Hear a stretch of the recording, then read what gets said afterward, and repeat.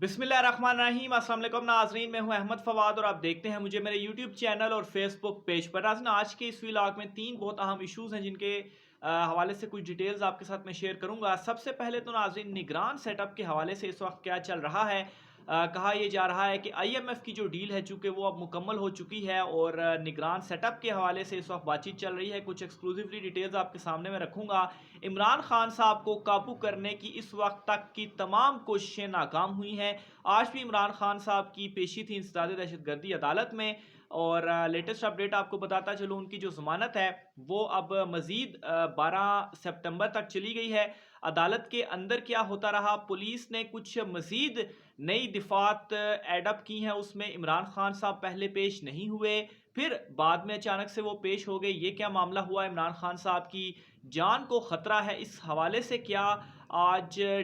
जो है वो वहाँ पर हुआ, क्या बातचीत की गई, इस हवाले से भी कुछ डिटेल आपके सामने रखूंगा। और आखिर में नाज़रीन, शहबाज गिल साहब वाला जो मामला है वो इस वक्त अडयाला जेल में है, उनके हवाले से भी लेटेस्ट अपडेट्स आपके साथ मैं शेयर करूंगा। उनकी ज़मानत तो मुस्तरद हो गई थी, लेकिन एक खबर सामने आई कि उनकी अडयाला जेल में भी तबीयत नासाज हुई है और उन्हें शायद हस्पताल मुंतकिल किया गया है। ये खबर जो है वो इस हवाले से भी कुछ तफसीलात आज के इस व्लॉग में आपके सामने रखूंगा। सबसे पहले तो नाज़रीन, इमरान खान साहब की जो आज इंसदाद दहशतगर्दी अदालत में पेशी थी उसकी कुछ जो डिटेल्स हैं वो मैं आपके साथ शेयर करता हूं। तो आज जब केस की समाअत शुरू हुई सुबह के वक्त, तो बाबर अवान साहब जो कि इस केस में इमरान खान साहब की वकालत कर रहे हैं, वो अदालत में खुद ही पेश हुए थे। और उनसे जब पूछा गया कि इमरान खान साहब के हवाले से वो क्यों नहीं आए, तो उस पर उन्होंने कहा कि इमरान खान साहब जो है वो जैसे अदालत बुलाएगी वो उसी वक्त आ जाएंगे। तो बहरहाल इस पर इमरान खान साहब को फिर 12 बजे अदालत तलब किया गया और इमरान खान साहब पहले अदालत में क्यों नहीं आए, इस हवाले से बाबर अवान साहब की जानिब से कहा गया है कि इमरान खान साहब की जान को ख़तरा है,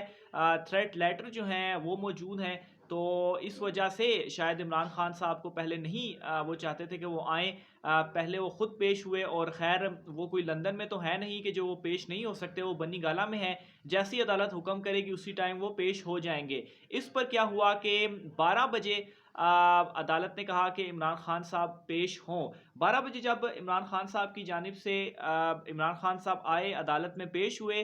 वक्फे के बाद जब दोबारा समाअत हुई तो इसमें एक तो इमरान खान साहब की जो ज़मानत थी उसमें 12 सितंबर तक तोसी की गई और वक्फे के बाद जब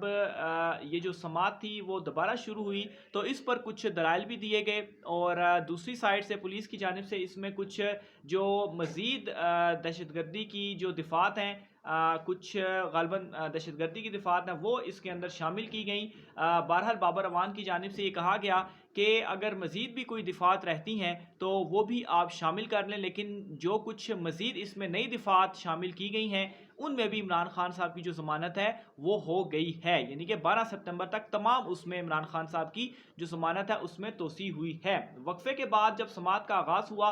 तो बाबर अवान साहब की जानिब से दलाइल दिए गए और जो जज साहब थे उनकी जानिब से दौरान समाअत ही ये रिमार्क्स दिए गए कि इमरान खान साहब के दर्ज मुकदमे में जो दिफात लगी हैं इनमें ज़मानत मंजूर कर लेते हैं, पुलिस अब हर 10 दिन बाद दफ़ा ऐड कर देती है। यानी कि इससे पहले जो दिफात लगाई गई थी वो कुछ और थी और आज जब दोबारा समाअत हुई तो दोबारा कुछ नई जो दिफात हैं वो ऐड कर दी गई। जज साहब ने प्रोसिक्यूटर से इस्तफसार किया कि आप ये बता दें कि दफ़ा 506 कैसे लगाई गई। बाबर अवान ने इस पर जो प्रोसिक्यूटर थे उनसे मुकालमा करते हुए कहा कि कोई दफ़ा रह तो नहीं गई। अदालत की जानिब से मजीद ये कहा गया कि दहशतगर्दी के अलावा सारे सेक्शन काबिले ज़मानत हैं। इस पर जो प्रोसिक्यूटर थे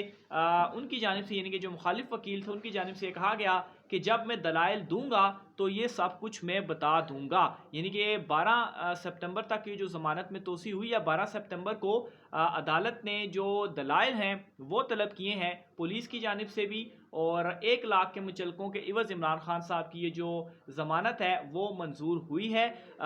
जज राजा जवाद अब्बास हसन साहब जो थे उनकी जानिब से ये जो केस था इसकी समाअत की गई। इसके अलावा इमरान खान साहब की जानिब से जब وہ ضمانت ان کی ہوئی اور اس کے بعد جب وہ عدالت سے باہر نکلے تو اس وقت کچھ گفتگو بھی کی گئی اور اس میں یہ کہا گیا کہ آپ کی اہلیہ اور ملک ریاض صاحب اور ہیرے کچھ اس قسم کے سوالات کیے گئے جو کہ گزشتہ دنوں کچھ سکینڈلز ایک لانے کچھ جو چیزیں بھی سامنے ہیں، تو اس پر عمران خان صاحب کا یہ کہنا تھا کہ ہیرے تو بہت سستی چیز ہیں، آپ کوئی اور بات کریں. یعنی کہ وہ شخص جس کو 2-3 گھنٹے کے اندر 500 کروڑ سے بھی زیادہ جو انہوں نے لائیو ٹرانسمیشن کی تھی سیلاب زدگان کے لیے، اگر اس میں لوگ ان کو ڈونیٹ کر سکتے ہیں ان کی وجہ سے، تو یہ جو ان کے اوپر چھوٹے موٹے کیسز معاف کیجیے گا، تو یہ جو چھوٹے موٹے کیسز ان کے اوپر ڈالے گئے ہیں، تو میرے خیال سے یہ سوچنے کی بات ہے کہ اگر ایک شخص اتنی بڑی ڈونیشن خود اکیلے اکٹھی کر سکتا ہے، تو یہ جو ان کے اوپر کیسز ڈالے گئے ہیں یہ کس طریقے سے من گھڑت ہو سکتے ہیں. تو بہرحال عمران خان صاحب اس وقت نرس کی یہ جو گیم انہوں نے پہلے بھی کہا تھا، یہ نرس کی گیم ہے اور عمران خان صاحب اس وقت اس گیم کو زبردست انداز میں کھیل رہے ہیں. اور اس وقت عمران خان صاحب جو اپوننٹ ہیں ان کی نرس کے اوپر مکمل طور پر چھائے ہوئے ہیں، اور اس وقت ہر وقت اگر کوئی بھی میٹنگ ہوتی ہے، کچھ بھی ہوتا ہے، تو اس میں سب سے پہلا جو نام لیا جاتا ہے وہ عمران خان کا نام لیا جاتا ہے کہ اس کو کس طریقے سے قابو کریں، یہ کریں وہ کریں. لیکن ابھی تک انہیں جو ناکامی ہے وہ تمام تر معاملات میں ملی ہے. دوسری سائڈ پر ناظرین شہباز گل صاحب کے حوالے سے بھی آپ کو کچھ اطلاعات دیتا چلوں. شہباز گل صاحب کے حوالے سے رات گئے پہلے یہ خبر سامنے آئی کہ اڈیالہ جیل کے اندر جو ان کی طبیعت ہے وہ ناساز ہوئی ہے، ان کو سینے میں درد اٹھا ہے جس کی وجہ سے ان کو ہسپتال منتقل کیا جائے گا. لیکن کچھ ہی دیر کے بعد یہ خبر بھی سامنے آئی کہ اس طرح سے کچھ بھی نہیں ہے، شہباز گل صاحب کی جو طبیعت ہے وہ بالکل ٹھیک ہے. بہرحال شہباز گل صاحب کی ابھی تک جو ضمانت ہے وہ دوبارہ سے اپلائی نہیں کی گئی، یا جو ضمانت مسترد کرنے والا فیصلہ تھا اس کو ابھی تک ہائی کورٹ میں چیلنج نہیں کیا گیا. بہرحال دیکھتے ہیں جو وکلا ٹیم ہے شہباز گل صاحب کا یہ جو کیس ہے وہ کب آگے ضمانت کے لیے لے کر جاتے ہیں اور انہیں ضمانت ہوتی ہے. بہرحال شہباز گل صاحب کے حوالے سے کچھ لوگوں کا یہ بھی کہنا ہے کہ شہباز گل صاحب اس مرتبہ جو اندر گئے ہیں تو وہ کچھ لمبے عرصے کے لیے اندر گئے ہیں. بہرحال یہ ان کا اپنا تجزیہ ہے. بہرحال شہباز گل صاحب کی ضمانت مسترد ہونے کے بعد وہ اس وقت اڈیالہ جیل میں ہے. نگران سیٹ اپ کے حوالے سے آپ کو بتاتا چلوں ناظرین، تو اس وقت کچھ اطلاعات یہ بھی سامنے آ رہی ہیں کہ نگران سیٹ اپ کے حوالے سے بات چیت اس وقت چل رہی ہے، اور جو ایک کانسپریسی تھیوری موجود تھی کہ جو آئی ایم ایف کا بجٹ ہے یہ تمام تر چیزوں میں رکاوٹ بن رہا ہے، کیونکہ اگر حکومت ختم ہوتی ہے اور نگران سیٹ اپ آتا ہے تو یہ نگران سیٹ اپ پھر آئی ایم ایف کے ساتھ ڈیل نہیں کر پائے گا. اور اس وقت پاکستان کے لیے ضروری تھا کہ وہ آئی ایم ایف کے ساتھ ڈیل کرے، جو لون ہے وہ ان کو مزید ملے، اور جو دیوالیہ ہونے کا خطرہ تھا وہ ٹلے، اور پھر اس کے بعد نگران سیٹ اپ آئے. تو بہرحال آئی ایم ایف کی جو ڈیل ہے وہ تو ہو چکی ہے، اور اس وقت نگران سیٹ اپ کے حوالے سے بات چیت چل رہی ہے. یہاں تک بھی کچھ اطلاعات سامنے آ رہی ہیں کہ نگران سیٹ اپ میں کون کون ہوگا، کچھ ناموں کے اوپر بھی غور کیا جا رہا ہے کہ اس شخص کو لایا جائے، یا پہلے بھی اس حوالے سے جو تفصیلات آئی تھی کہ کچھ معاشی ماہرین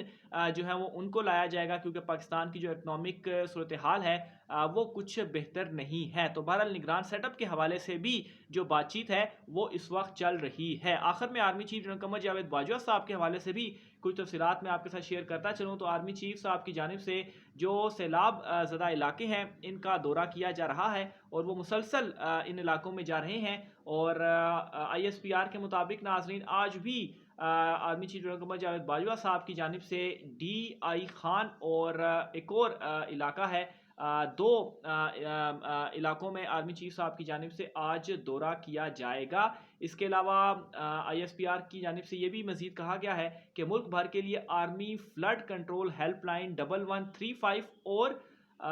کے پی میں 1125 کام کر رہی ہے. یعنی کہ یہ ہیلپ لائنز انہوں نے مختص کی ہیں جو فلڈ کنٹرول ہے آرمی کی جانب سے. ایک تو 1135 ہے ملک بھر کے لیے، اور خالی کے پی کے لیے 1125 ہے، تو یہ فلڈ کے لیے کام کر رہے ہیں. اس کے علاوہ مزید ان کا یہ بھی بتانا تھا کہ جو ہیلی کاپٹرز ہیں یا جو فوجی جوان ہیں جو راشن وغیرہ ہے ان کی جو ترسیل ہے ہیلی کاپٹر کے ذریعے اور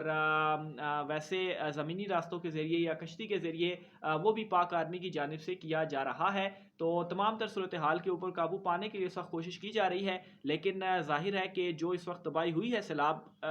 کی وجہ سے اس کو قابو میں لانے کے لیے یا اس کو اوور کم کرنے کے لیے یا تمام تر نقصان کو پورا کرنے کے لیے جو وقت ہے وہ بالکل اس میں درکار ہوگا. مزید تفصیلات بھی آپ سے شیئر کرتا رہوں گا. آج کی ولاگ سے اتنا ہی. رائے کا اظہار کمنٹ باکس میں کیجیے گا. مجھے اجازت دیجیے. اللہ حافظ.